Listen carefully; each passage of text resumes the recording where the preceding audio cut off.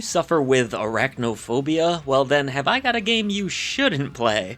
For the rest of you spider lovers out there, today we're taking a look at the early access version of Kill It With Fire 2. But does this sequel have our spider senses tingling, or does it get caught up in its own web?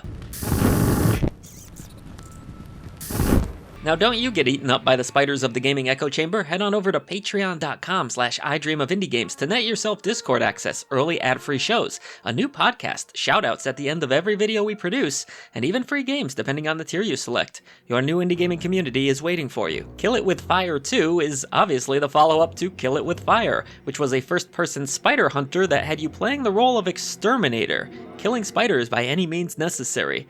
We aren't just talking about bug spray here. You can stomp these buggers, burn them, or even shoot them with guns. The game was well loved, finding its niche audience, and this sequel looks to expand upon the original with a full co-op campaign and a versus mode that will even have you playing as the spiders.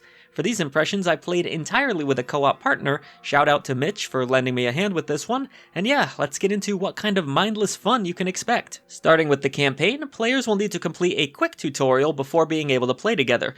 This runs you through all the basics such as interacting with and throwing objects, finding hidden spiders by using both your eyes and your ears, and utilizing some of Kill It With Fire 2's many weapons. A clipboard reminds you of your current tasks and acts as a weapon itself, and you can expect a lot of additional tasks to be added to this clipboard the further you progress. These tasks can range from killing a set number of spiders to brewing a special potion or even smashing out windows. Once you learn the basics, you and up to 3 friends can get to the exterminating. Setting up an online lobby was easy enough with room codes, and obviously at the time of this video not a whole lot of players could be found, but I can say that I didn't experience any dropouts or connection issues. Your mileage may vary at launch.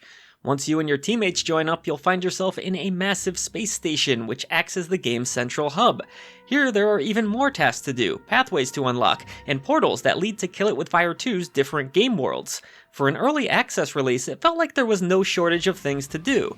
One moment you might be navigating the spooky manor, using a tracker or listening closely for spiders, and in another area you could take on the role of a giant kaiju, crushing buildings and even operating tanks. The nice thing here is that you're always working towards earning more and unlocking new areas. The main goal is to ultimately gain more and more data chips to keep unlocking new worlds full of spiders to crush.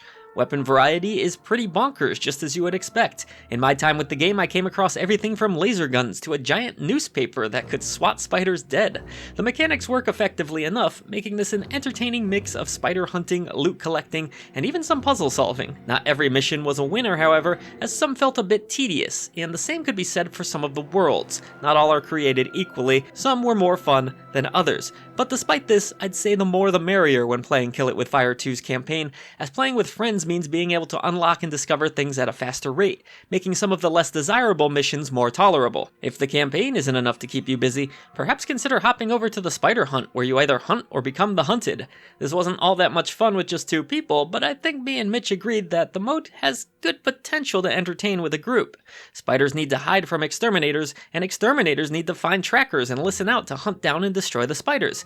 It's a neat idea that I look forward to testing out when more rooms fill up. These battles also take place across maps that are featured in the campaign, so if you play the campaign first, you'll feel at least somewhat familiar with these areas. But all told, Kill It With Fire 2 is off to a pretty decent start here in early access. I did come across a few frame rate drops and hitches regardless of which settings I put on, but you know, that's kind of par for the course with an early access release. I wasn't expecting perfection here. Fans eager to jump into spider hunting early should be aware that it's not perfect currently, but Kill It With Fire 2 still offers good fun if you can convince some friends to hop in on the action. It looks like the plan is to launch into 1.0 this year as the developer looks to add more weapons, more levels, more everything. I look forward to more spider hunting and revisiting this one for a full review very soon. I love the giant newspaper.